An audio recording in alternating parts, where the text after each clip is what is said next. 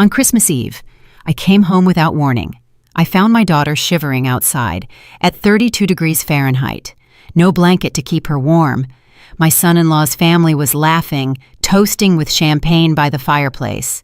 I kicked the door open, holding my daughter in my arms, and said 6 words. I'm glad you're here. If you're watching this video, give it a like, subscribe to the channel, and tell me in the comments where you're hearing my revenge story from. I want to know how far it's reached. I stepped out of the taxi. My heavy boots sank into the thick layer of snow outside my daughter's house in Boise, Idaho. The icy wind slapped my face like it wanted to peel my skin off, forcing me to pull up the collar of my coat. After years as a Taekwondo coach, I thought I was used to any challenge, from the sweltering heat of the dojo to the harshest winters. But this Christmas Eve cold made me shiver. I stood there, in front of the warmly lit house, a mix of excitement and nerves swirling inside me. Today, I wanted to surprise Emily. I wanted to see my little girl's radiant smile when her mom showed up out of the blue.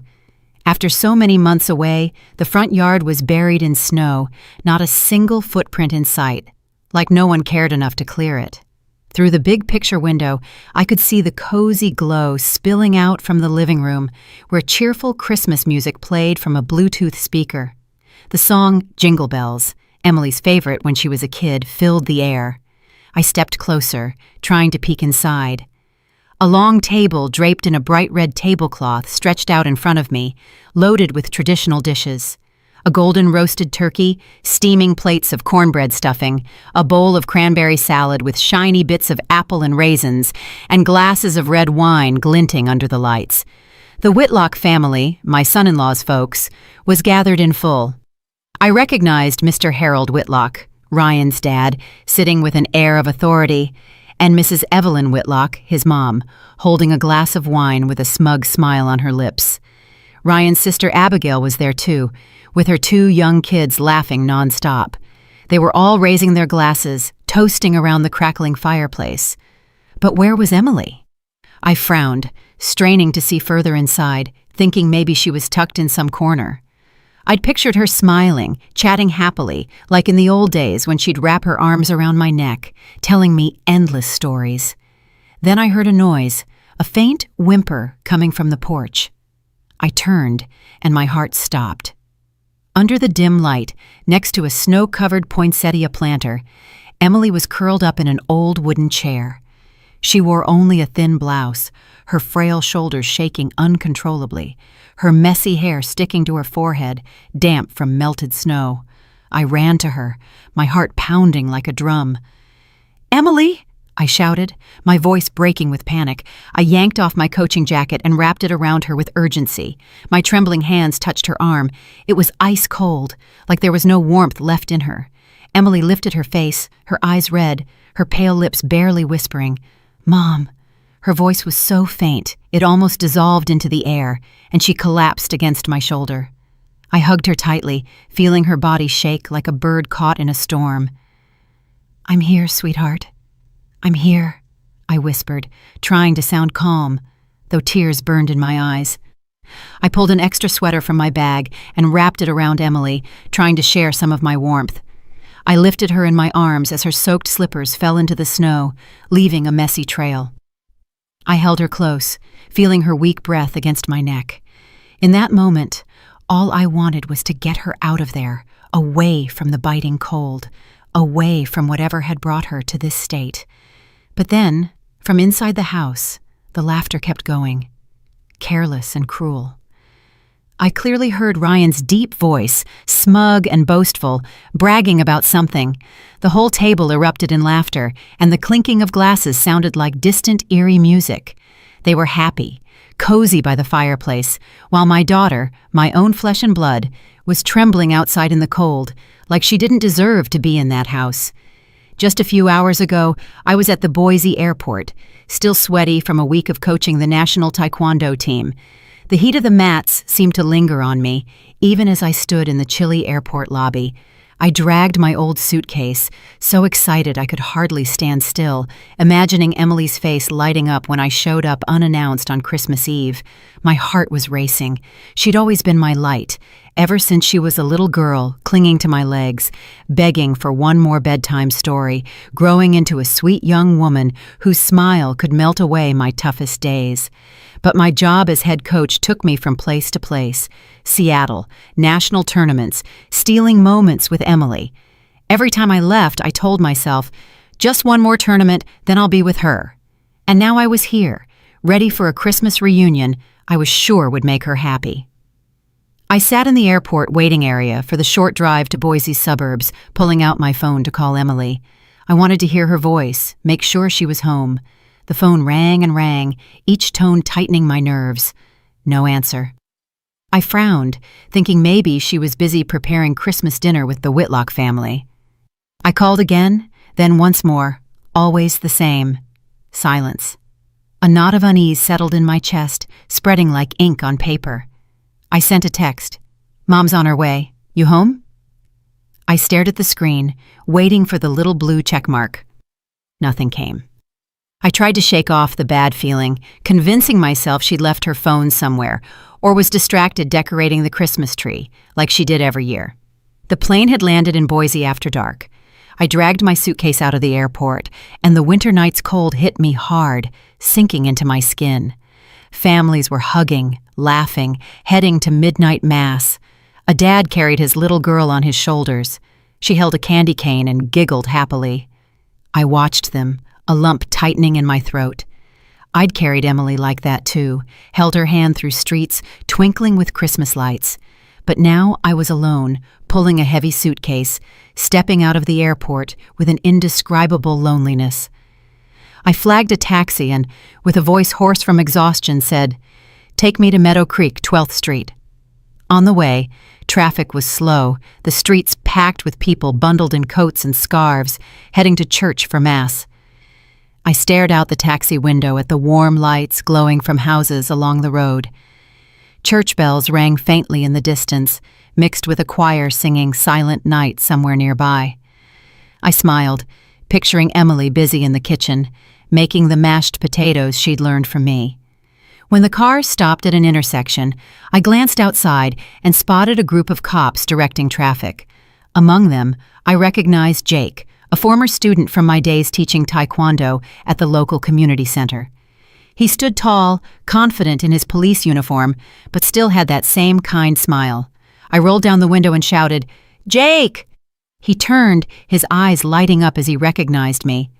"Ms. Rose, you're back!" he exclaimed, adjusting his police cap. I smiled, trying to hide my exhaustion. "Yeah, just finished training in Seattle. You still working in Boise?" Jake nodded, his smile bright. "Yup, traffic cop now. You here for Christmas with family?" "With Emily," I said, my heart warming at the mention of my daughter. But then Jake's face froze. His smile faded. A flicker of doubt passed through his eyes, like he wanted to say something but couldn't. A bad feeling sparked in me, like a flame starting to spread. "What's wrong, Jake? Something up?" I asked, lowering my voice. He shook his head, forcing a smile. No, it's nothing, Ms. Rose, just glad you're back." But his eyes betrayed worry. I wanted to press him, but the light turned green. The driver hit the gas, and the car pulled away, leaving Jake watching me from the street, gripping the brim of his cap tightly. As we neared Emily's house, I asked the driver to stop a short distance from the gate. I wanted to surprise them, to see Emily's face when she found me standing at the door. I grabbed my suitcase and walked through the snow-covered path, my boots leaving deep prints. The golden glow from the houses around shone like lit candles. From a distance, I heard a guitar and singing coming from Emily's living room. I smiled, picturing her singing like when she was a kid, standing by my side, belting out Winter Wonderland with that clear voice. I left my suitcase on the step, took a deep breath, and got ready to knock. But then a mocking laugh cut through the air, sharp as a knife. I froze. My hand hovered, not touching the door. Mr. Harold Whitlock's deep, gruff voice boomed clearly. "That's what they call a daughter-in-law? A woman who can't even have kids, 4 miscarriages. Haven't they embarrassed us enough?" His laugh was heavy, dripping with contempt. Then Ryan's voice, cold and cruel, chimed in. "Always faking depression. locking herself in her room to do nothing. If it weren't for my parents, I'd have kicked her out ages ago. Another laugh erupted, followed by the clinking of wine glasses. I heard Abigail, Ryan's sister, her tone venomous. Yeah, totally useless. A wife who can't have kids, what's she good for? Pretending to be sick just to get coddled. Pathetic. Each word stabbed my heart. I stood there paralyzed, my breath caught in my throat. This was how they treated my Emily, my daughter, who dreamed of a happy family, who poured her heart into every meal for her husband. Now they were humiliating her like this. 4 miscarriages, each one leaving her sobbing until she had no tears left during our phone calls. And now they said she was faking it. I clenched my fists, my nails digging into my palms. And that's when I saw Emily, curled up in a wooden chair on the porch, in just a thin blouse, her head bowed, her whole body trembling in the freezing cold. My eyes blurred with tears. My heart stopped. I scooped Emily into my arms. Her body was still shaking, cold as a block of ice.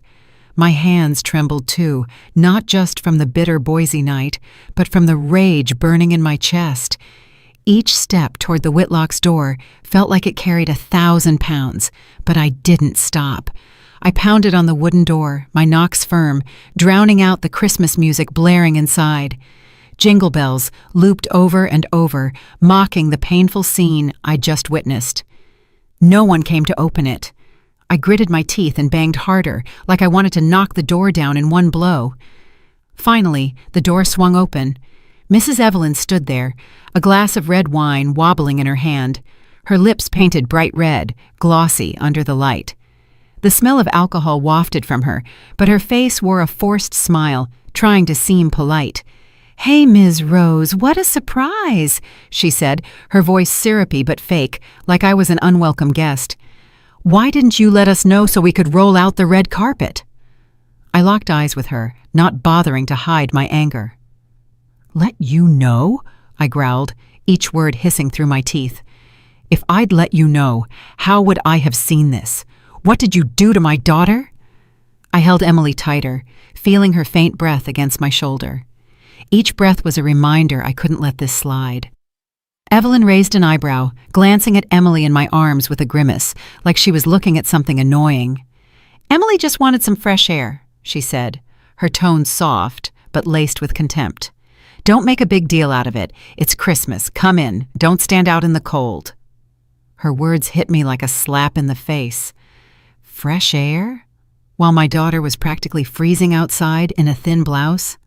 Before I could respond, Ryan appeared behind his mother, his shirt unbuttoned, exuding deliberate nonchalance. He held a bottle of wine and shot me a defiant look.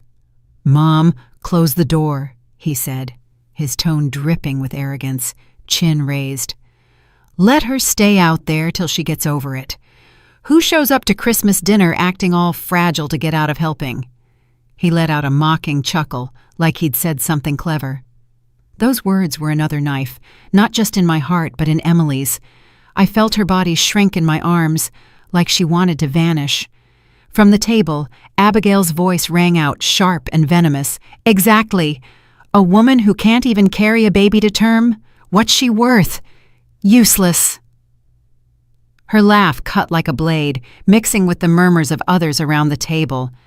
I heard Abigail's 2 kids, Emily's cousins, run out to the porch, curious. They looked at Emily in my arms, then giggled, whispering to each other, "Aunt Emily's in trouble." Their innocent little voices burned like salt in an open wound. My face flushed with rage. I rammed my shoulder into the door, then kicked it hard. The door flew open, slamming against the wall with a bang that silenced the room. Evelyn's wine sloshed, spilling red stains onto the expensive rug. The Christmas music stopped abruptly, like someone had yanked the speaker's plug. The air in the room turned heavy, suffocating, like all the oxygen had been sucked out. I stepped into the center of the living room, still holding Emily. Each step left a trail of melted snow on the hardwood floor, like marks of rage that couldn't be erased. Every eye was on me. Mr. Harold, his face cold. Evelyn, her fake smile gone. Abigail, her eyes full of disdain. The rest of the family, a mix of shock and annoyance. I felt their hostility in every glance, but I didn't care. Carefully, I settled Emily on the couch, draping my scarf over her shoulders. Her hands were still icy, trembling like the snow's cold still clung to her.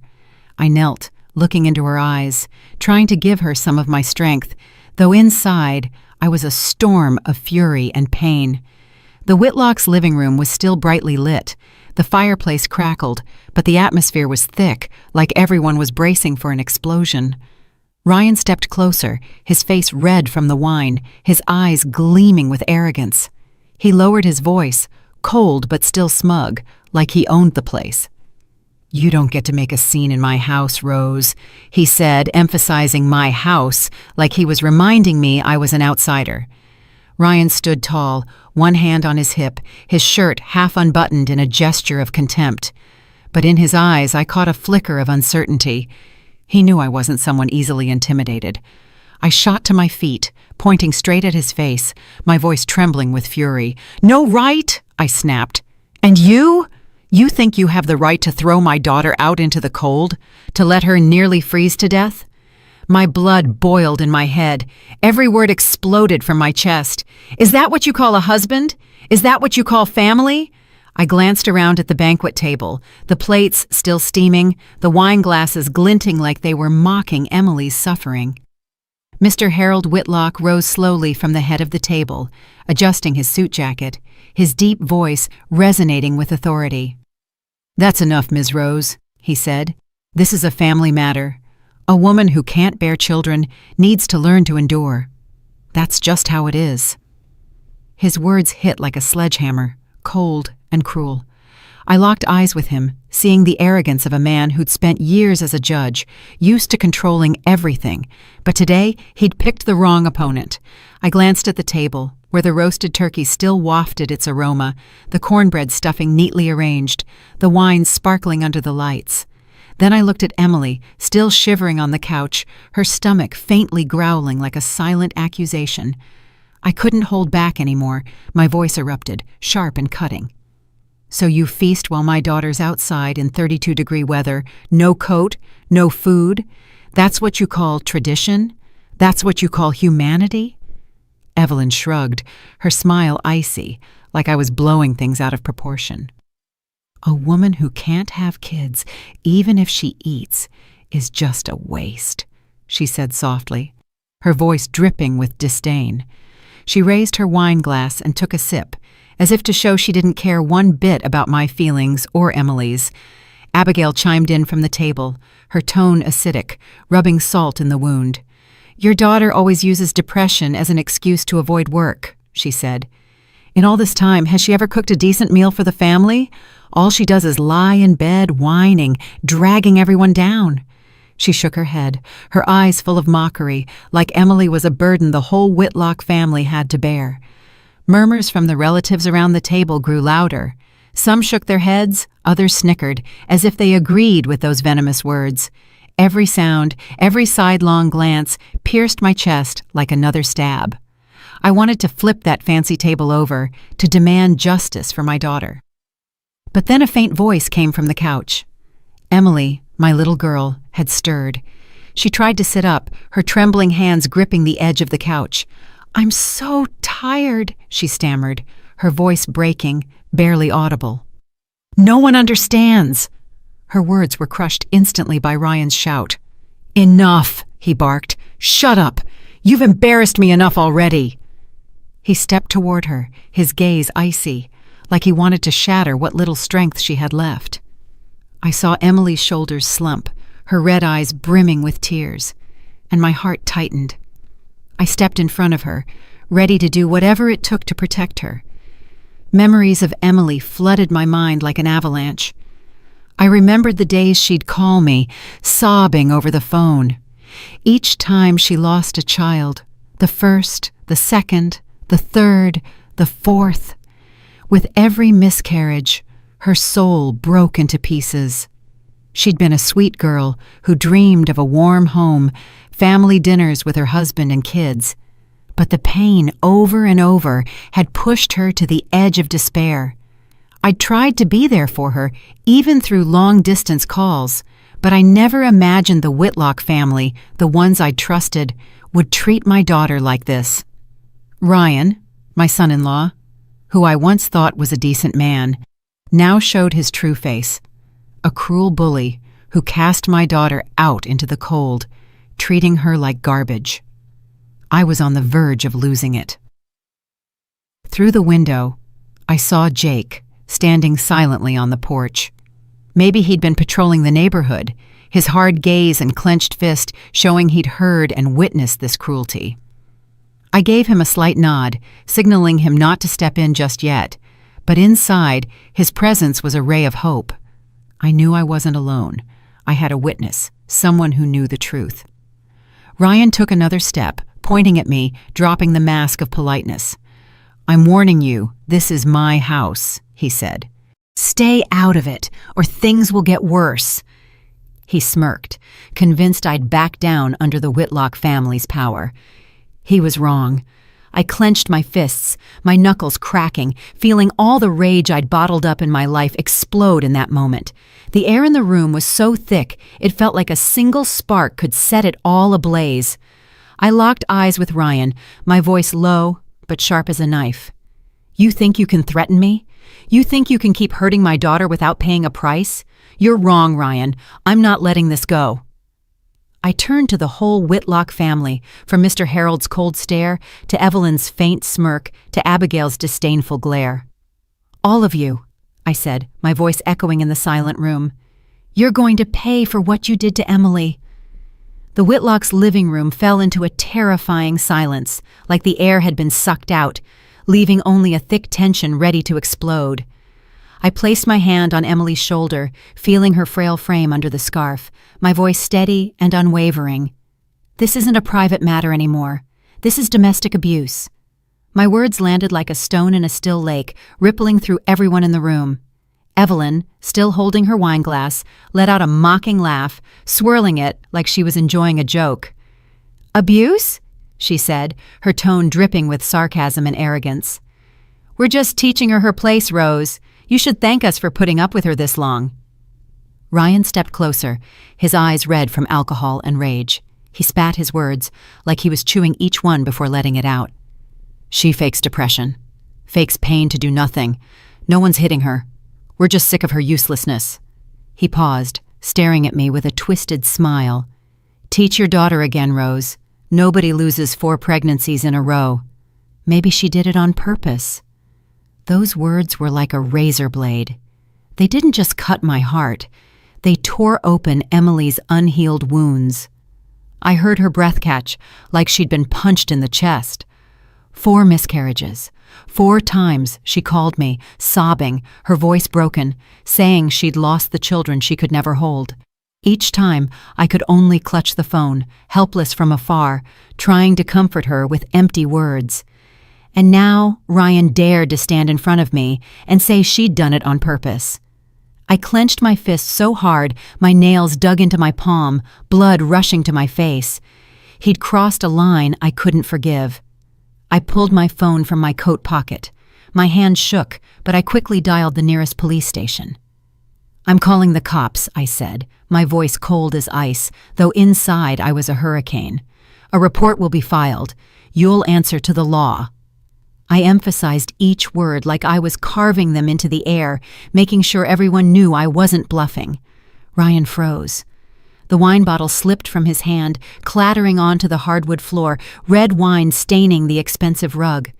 Panic flashed in his eyes, though he tried to regain his air of superiority. "You wouldn't dare!" he shouted, but his voice wavered, like he hadn't expected me to go this far. Mr. Harold, who'd been watching with a cold expression, stepped forward, adjusting his tie, his deep, gravelly voice booming with authority. "You have no idea who you're challenging, Rose," he said. "I've spent my life on the judge's bench. I've seen the worst this world has to offer. You think a phone call will make us tremble?"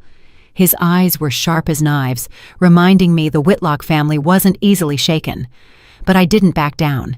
I'd seen my daughter shivering in the cold, and nothing, not even Mr. Harold's power, would silence me. Abigail, from the table, crossed her arms and let out a mocking smile. "Go ahead, make the call, Ms. Rose," she said, her tone taunting. "Let's see who they believe, a crazy old lady or a respected family like ours. You think the police will side with you?" Her venomous laugh rang out, confident I'd fail. Emily, still on the couch, tugged at my sleeve, her voice trembling in a whisper. "Mom, please don't do it. I just want peace." Her red eyes, full of fear, seemed to say she was terrified things would get worse. I looked at her, my heart aching. I knew she was scared of the Whitlocks' retaliation, of more humiliation piling on, but I also knew if I stopped now, Emily would be trapped in this pain forever. I squeezed her hand tightly, trying to pass her some of my courage. "You don't have to be afraid," I said softly but firmly. "I'll protect you, I promise." I lifted her in my arms, snow from her clothes falling onto the rug like pieces of a shattered dream. I ignored the Whitlocks' scornful glares and their muttered threats. All I knew was I had to get her out of that place, out of that cage of cruelty she'd been locked in for too long. As I turned toward the door, I saw Jake through the foggy glass, standing on the porch. His hand rested on his radio, his eyes burning with a hidden fire, ready to act at any moment. I gave him a slight nod, enough to let him know I was ready for the fight. Jake nodded back firmly, his hand still gripping the radio like a promise he'd stand by me. I walked out without looking back. Behind me, I heard Evelyn yelling at the housekeeper to clean the spilled wine on the rug. I heard Ryan slam his hand on the table, muttering a curse. Then Mr. Harold's deep, angry voice echoed as he called someone on the phone. All those sounds were like arrows piercing my back. But I didn't care. I took Emily to my small apartment near the National Training Center, where I'd lived for years as a coach. It wasn't fancy. Just a living room with an old couch, a simple kitchen in the corner, and a few family photos on the wall. But to me, it was a safe place where I could shield my girl from the Whitlocks' insults and the cruel cold. I carried Emily to her room and gently settled her on the bed. She was still shivering, though wrapped in my thick coat. I dug through the closet for an old sweater, put it on her, then made a mug of hot cocoa, its sweet aroma filling the chilly air. "Drink this, sweetheart," I whispered, placing the mug in her hands. But she just stared at it, her eyes empty, like she didn't believe she deserved even a bit of warmth. My phone rang, cutting through my thoughts. It was Jake. His voice was deep and steady. "Ms. Rose, I just filed the initial report at the station, but the Whitlocks won't go down easy. They've got influence, you know that. I'm ready to testify as a witness if you need me." I felt the determination in his tone, like a small flame that never dies.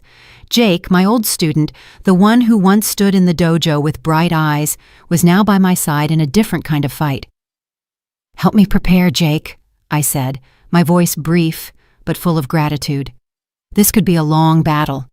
He replied with a simple, "I got it, Coach. I'm here." The next morning, I took Emily to a therapist in downtown Boise. Dr. Linda Carter, an older woman with a kind gaze, welcomed us into a cozy office. After talking with Emily, she looked at me, her voice heavy and sad. "She's suffering from severe depression, Ms. Rose. 4 miscarriages combined with constant insults from her in-laws have crushed her confidence. She needs rest, treatment, and above all, to feel safe." I nodded, my heart tightening. I knew Emily wasn't okay, but hearing it from the therapist felt like another stab. I looked at her, curled up in the chair, her hands clasped tightly, and blamed myself for not being there sooner.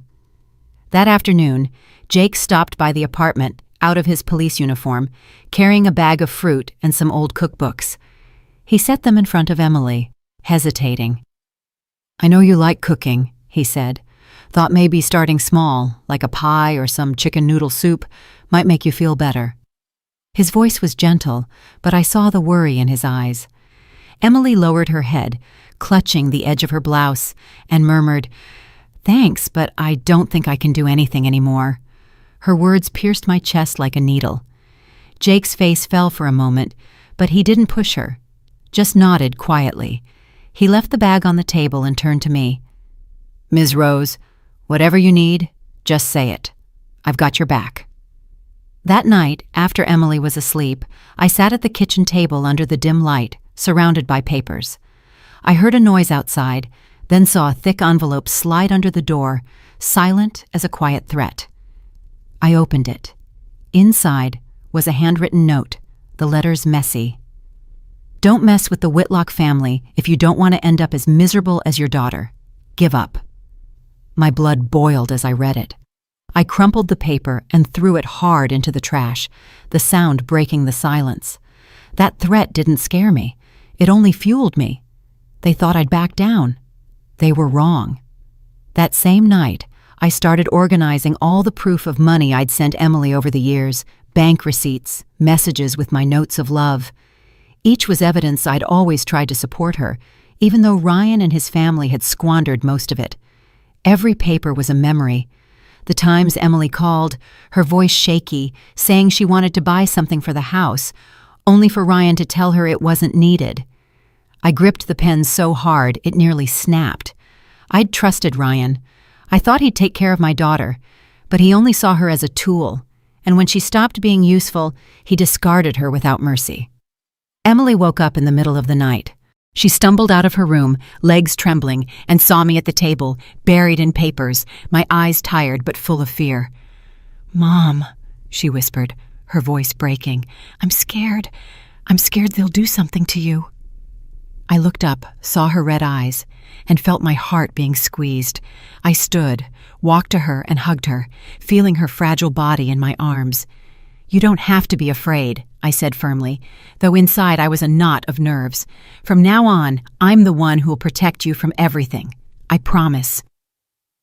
I took Emily back to bed, staying by her side until she fell asleep. But I couldn't sleep. I returned to the kitchen table, kept sorting papers, and made a list of what needed to be done. I called an old lawyer friend who'd helped me with a case tied to the taekwondo team. He promised to look into it, but warned me, "The Whitlocks have a lot of pull in Boise, Ms. Rose. They know people in the courts. Get ready for a long fight." I nodded, though he couldn't see me. "I know," I said, "but I'm not stopping." The weeks preparing the case felt like an endless nightmare. Every night, under the dim lamp in my small apartment, I reviewed page after page, rereading every bank receipt, every medical report about Emily. Those cold numbers and letters were proof of my love for my daughter, but also a painful reminder of everything she'd suffered.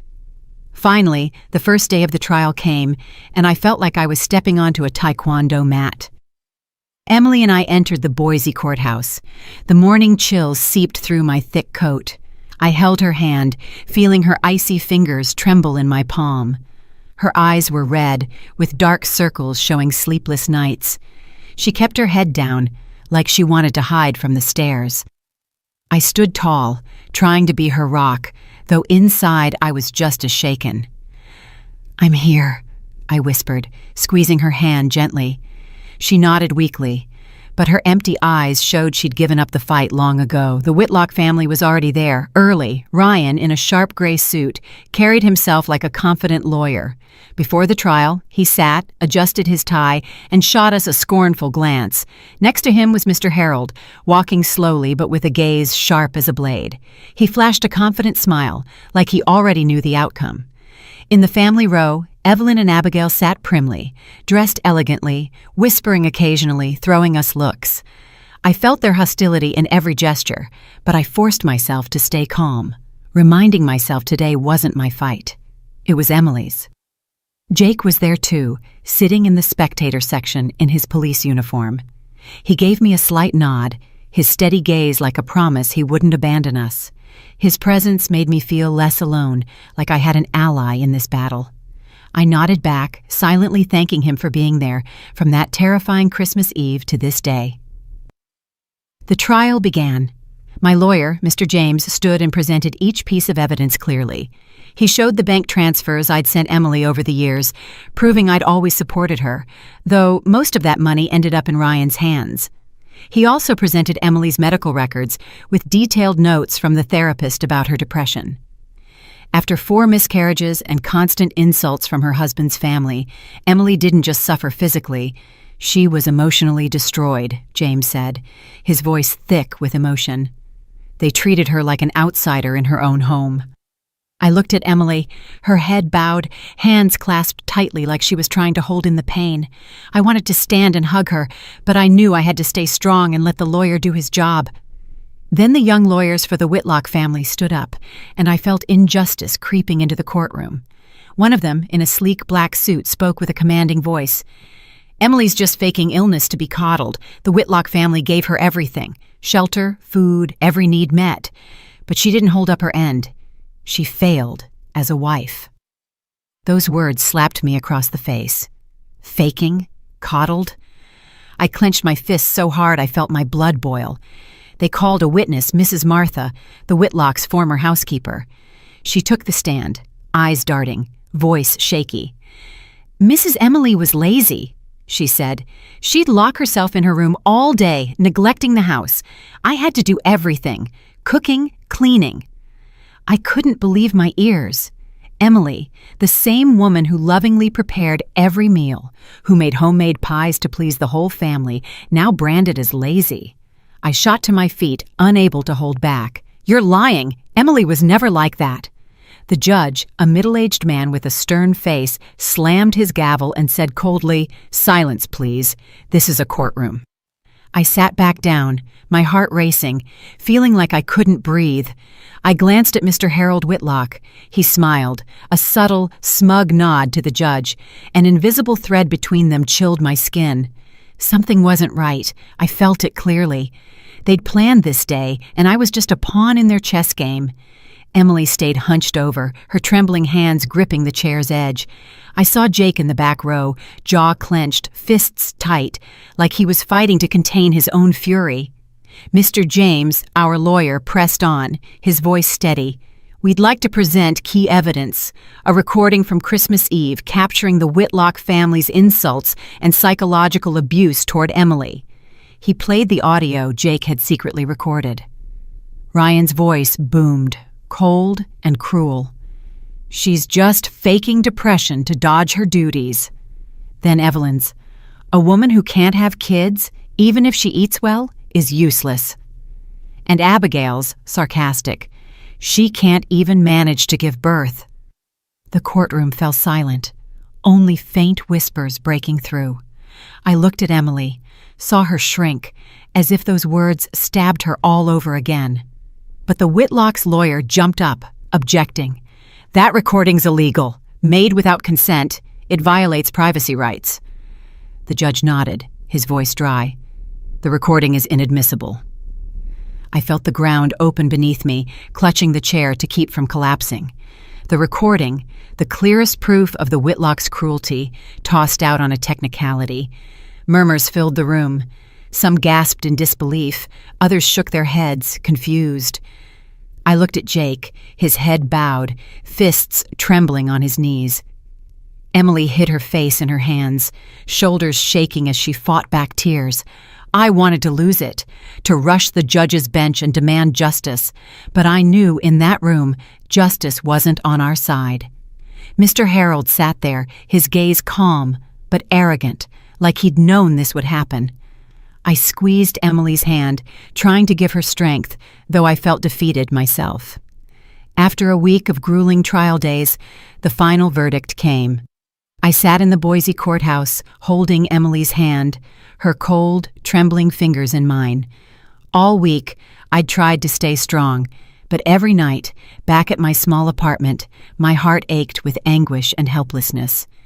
Emily sat beside me, eyes red from sleepless nights, her face pale like life had been drained from her. I gripped her hand, trying to pass her some courage, though I was trembling too. Ryan strode into the room, adjusting his tie like it was just another day. Evelyn, his mother, smoothed her dress and sat upright, lips painted deep red, a confident smile on her face like she already knew the outcome. Abigail, in a flashy outfit, shot us a scornful look, Mr. Harold stood behind Ryan, imposing, his gaze hard, reminding us the Whitlock family always had everything under control. Jake was in the spectator section, still in his police uniform. His eyes were steady, but couldn't hide his worry. He gave me a slight nod, a silent promise he'd be there no matter what. I returned a grateful look, comforted by his presence. But when the judge, a middle-aged man with an expressionless face, entered, a chill ran down my spine. The air grew heavy, like everyone braced for an inevitable verdict. The judge spoke, his voice dry and firm. The court grants the divorce request of the plaintiff, Emily Harper Larson, and the defendant, Ryan Whitlock. Those words sparked a ray of hope inside me. Emily broke into silent tears, tears streaming down her cheeks. I squeezed her hand, urging her to stay calm and listen. The divorce was what I wanted for Emily, a chance to escape the Whitlocks' cruel cage, but I knew the ruling wasn't the end. The judge continued, his voice monotonous, like reading a report. However, the court does not recognize the claims of domestic abuse due to insufficient legal evidence.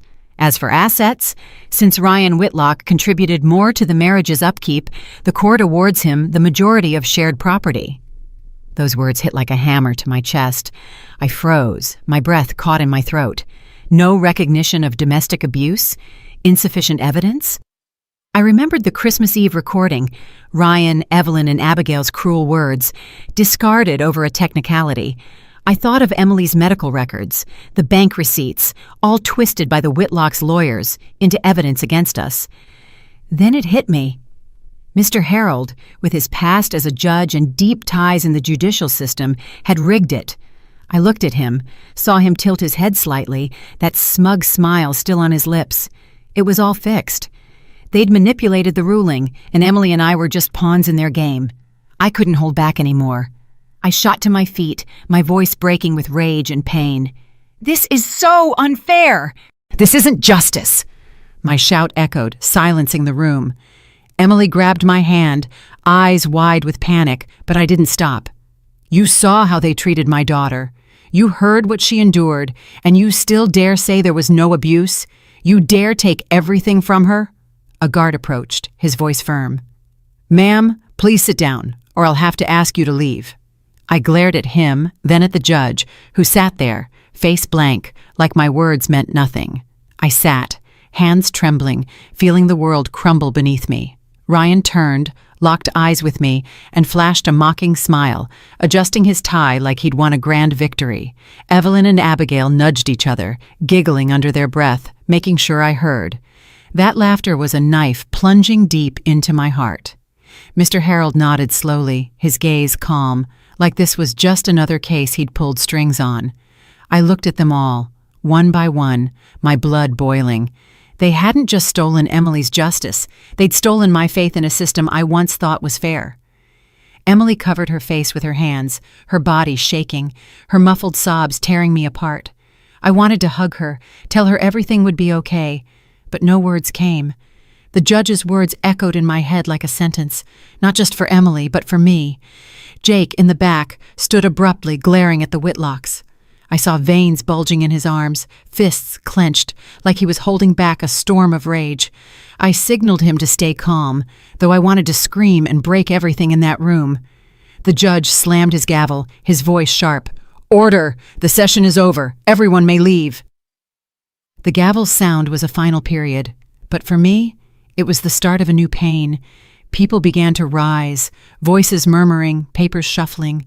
But I stayed, holding Emily tightly, her trembling shoulders and sobs breaking me inside. I wanted to comfort her, but my throat closed, like words were useless against this pain. The unjust ruling didn't just strip Emily of assets. It took the last shred of my belief that the system would protect her. Ryan sauntered over, his posture smug, like he'd won a major victory. He leaned close to my ear, whispering mockingly, "See, Rose? I told you. Don't fight me. You're just a useless old woman." He flashed a crooked smile, eyes gleaming with triumph, then turned to leave, like Emily and I weren't worth his time. His words were gasoline on the fire of my rage. My blood surged, veins pulsing. I clenched my fist so hard it hurt, my body taut like a drawn bow, ready to snap. I wanted to lunge, to land a punch on that arrogant face, to pay him back for everything he'd done to my daughter. After years as a taekwondo coach, I'd learned restraint, but in that moment, all my barriers crumbled. I took a step forward, heart pounding, ready to do something I'd regret. But Jake rushed in front of me, eyes blazing, lips tight, fist clenched like he was about to unleash it on Ryan. I saw my own fury in him, an uncontainable outrage at the injustice. The courtroom buzzed, voices rose. Are they going to fight? A cop throwing punches in court? Some pulled out phones, camera flashes lighting up the tension. A journalist in the corner raised his camera, eyes hungry for a scandal. Ryan turned, startled for a moment, but quickly regained his defiance. He smirked coldly. Go ahead, hit me. I'll make sure you lose everything. Who do you think you are? Just a low-life cop. He stepped closer, taunting, certain Jake wouldn't dare touch him. Jake's fist trembled, his breathing heavy, eyes red. I knew he could do something irreversible. Suddenly, Emily broke free from my arm, ran to Jake, and clung to his arm, sobbing, her voice broken. No, please, don't do it. I don't want you or Mom to become violent like him. I just want peace. I just want to keep living. Her cry tore through the air, silencing the room. I saw tears stream down Emily's face, her thin hands gripping Jake like he was her last anchor. Jake froze, breathing hard, his fiery eyes slowly dimming. His fist trembled, rigid for a moment, then slowly loosened, dropping to his side. He bowed his head, lips tight, fighting to contain the rage consuming him. Camera clicks echoed, flashes highlighting Emily clinging to Jake, Ryan standing smugly in front. Some in the room, maybe unaware of the case, began to sob. A soft murmur of crying rose, like Emily's pain had pierced them. I looked around. A woman wiping tears, a man shaking his head in sorrow. But the Whitlocks stood unmoved. Evelyn and Abigail whispered to each other, cold smiles on their lips. Mr. Harold nodded slightly, his authoritative air intact, like everything was still under his control. The judge slammed his gavel, his voice cold. Order! If this disruption continues, I'll have guards clear the room. The gavel sound was a warning, snapping everyone back to reality. I stepped forward, took Emily, and hugged her tightly. She kept crying, her body trembling in my arms like a lost child. Jake stood beside us, head bowed, lips tight, like he blamed himself for not doing more. I placed a hand on his shoulder, nodding gently, letting him know I understood and was grateful he was there. Ryan adjusted his tie, turned, and walked off, his steps heavy with triumph. Evelyn and Abigail followed, their cold laughter another knife in my chest. The room slowly emptied, leaving just me, Emily, and Jake, 3 people sharing the same bitter lump in our throats. I hugged Emily tighter, feeling her weak breath against my shoulder. Mom, she whispered, voice breaking. I don't want to fight anymore. I'm tired. Can we just go home? Those words tore my heart apart. I wanted to tell her everything would be okay, that I'd keep fighting, but my throat closed and no words came. I led Emily out of the courtroom, Jake walking silently beside us, his gaze steady.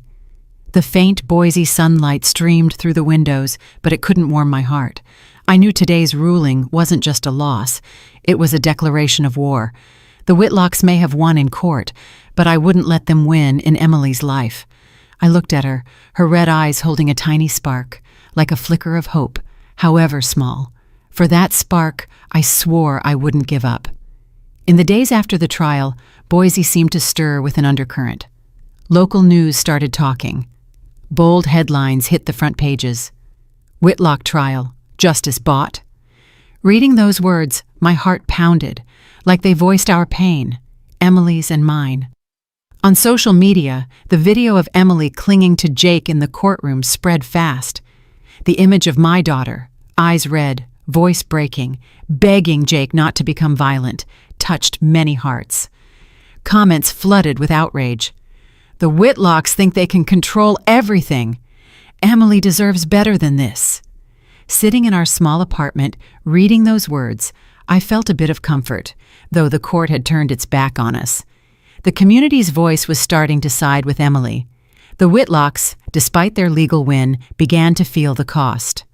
I heard Mr. Harold's old colleagues whispered behind his back rumors of how he'd used his influence to bend justice.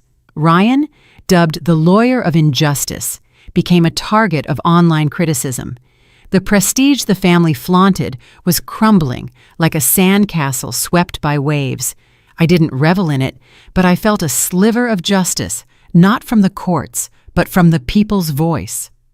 I brought Emily to live with me in my small apartment, lit by the warm yellow glow of lamps, family photos on the walls. Each morning, I got up early to make her breakfast, sometimes pancakes with maple syrup, other times just scrambled eggs with toast. Emily sat slowly at the table, cradling a mug of hot tea, staring out the window where faint sunlight slipped between Boise's rooftops. Some days, I saw silent tears roll down her cheeks like raindrops. But I knew slowly Emily was healing.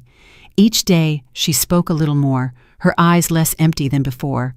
I didn't push her. I just stayed by her side, a mother ready to shield her daughter from any storm. Jake became a vital part of our lives. He'd stop by, sometimes with a small bouquet of poinsettias, other times with donuts from the corner bakery. Each visit lit Emily up a little, like his presence was medicine for her soul. One afternoon, Jake, a bit nervous, handed Emily a small box. Inside was a keychain shaped like a taekwondo uniform, the same symbol I'd taught him and my other students. "You don't have to be strong right away," he said, his voice soft but firm, "but you can start over, little by little, like Ms. Rose did."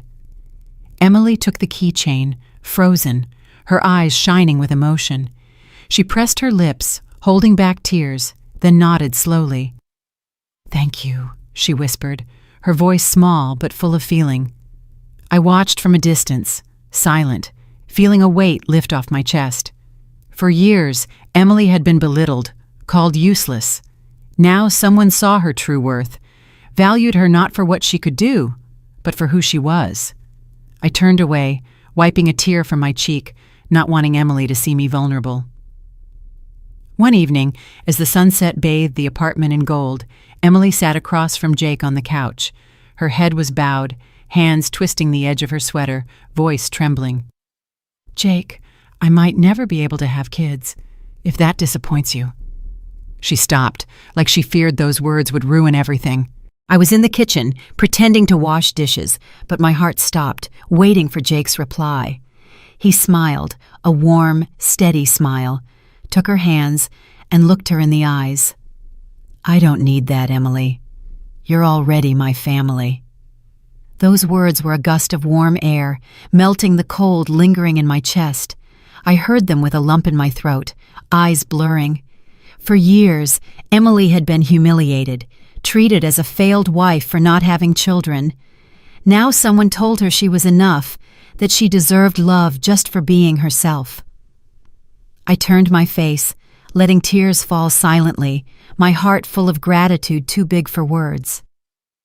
Easter came, and I took Emily by the hand to walk through Boise's main square, like when she was a little girl, skipping happily down lit-up streets. The square was alive with children's laughter and the smell of fresh-baked pies from food stalls. Emily wore a light sweater, her hair tied up, and for the first time in months, I saw her smile, a radiant spring sun smile. "Mom," she said softly, "I miss these days. I miss when you taught me to make apple pie, when you told me about your taekwondo matches." I smiled, squeezing her hand. "I miss them too, sweetheart, and I'll always be here to make more memories with you." As we sat on a wooden bench watching kids play by the fountain, a simple but profound truth hit me. Justice in courtrooms can be twisted, bought by power and money, but the justice of the heart, love, respect, resilience, no one can touch that. Emily, though she'd lost so much, was finding herself day by day, step by step. And I, a mother who once felt powerless, now knew my greatest strength wasn't in punches thrown in the ring, but in my love for my daughter. Jake showed up with a bag of warm churros, handed one to Emily, and they laughed and chatted like old friends. I watched, my heart full of hope. Emily might never forget the scars the Whitlocks left, but she was learning to move forward, to love herself, to open up to those who